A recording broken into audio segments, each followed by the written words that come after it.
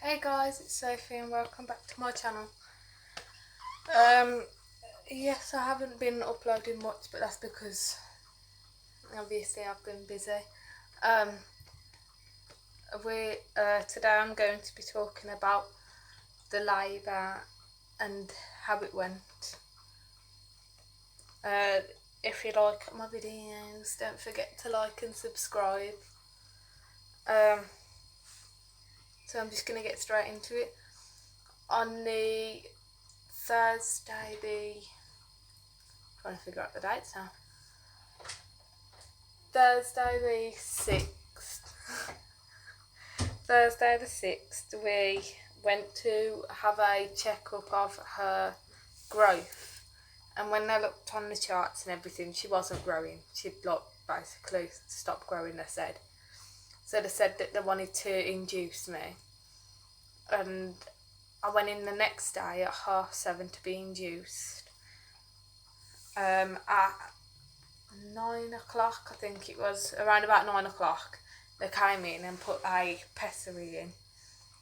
But before they put the pessary in, they did say that I was 1 centimetre dilated.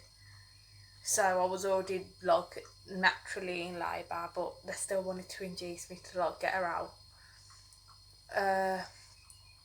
When I was in the hospital, I was still in there with Kieran, but Kieran had to leave at 11 o'clock. So I was sort of worried about when he was leaving.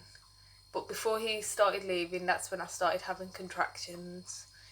But they still said he had to go because I wasn't, but they didn't do no measurements, no checks or anything. So, but they still said he had to go. So he left, and then after he left, the contractions started getting worse and worse and closer together.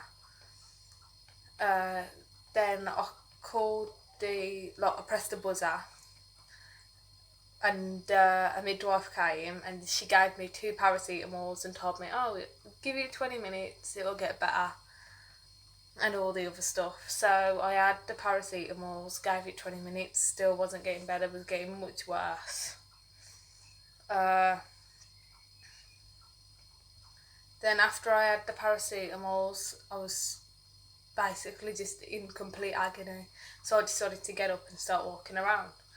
I walked around, got myself some more water and everything, got back to the room, and I was still in agony. So I rang the buzzer again, and they said they were going to come with some of their painkillers.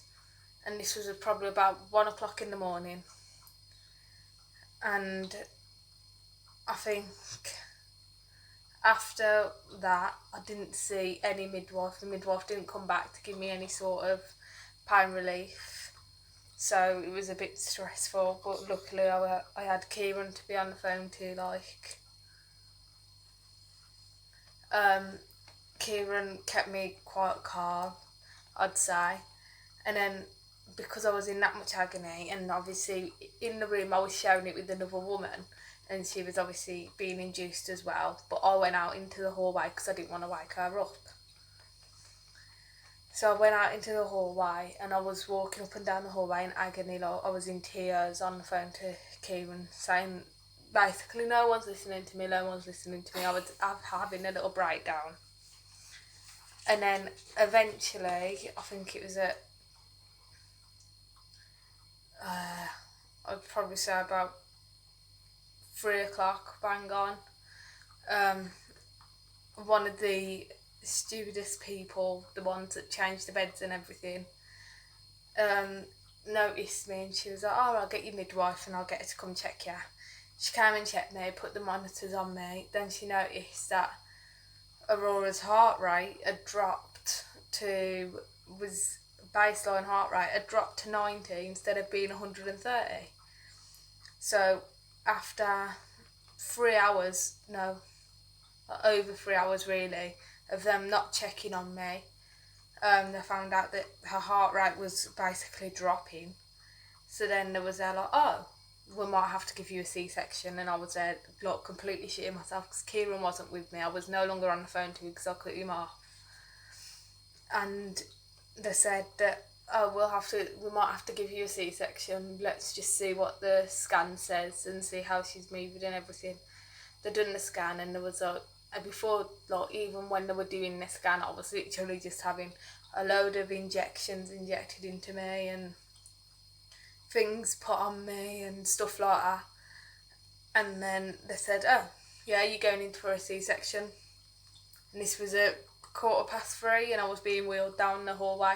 Luckily, this woman called Beth, her name was, called Kieran on my phone to let him know that, like, he had to get here.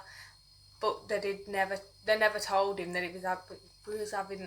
I was having a C-section, which I think is wrong. They should have told him so he knew what to be prepared for. When I went in, I got into the room and Kieran still wasn't there, so I was literally just shitting myself because Kieran wasn't there and I wanted him there. And then they'd done the epidural, which I didn't actually feel, to be fair. It didn't feel like nothing.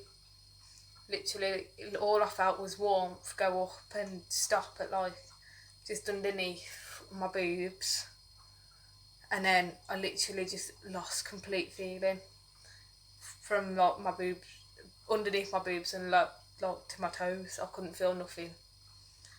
And then they laid me down on the bed and I was still there scared, asking where Kieran was. They'd already started the like surgery to get her out before Kieran had even come in the room, and then Kieran came in the room. And once he came in the room, I was a lot more happier. And then it felt literally like 5 minutes, but it was like half an hour while I was in the surgery. And she was born at 3:42 on June the 8th via C-section, obviously. And she was £5 9 ounces. But yeah, that's how my labour went. It was a lot different to what I wanted. I wanted a normal delivery. I wanted Kieran to be with me the entire time and stuff like that, but things don't always work out, but at least I still got her in the end. So if you like this video and you want more videos like it, like me telling you honest opinion on how things were, then be sure to like and subscribe, and then I'll know more what videos you want to see more. If you've got any ideas, comment them down below. And thanks for watching. Bye.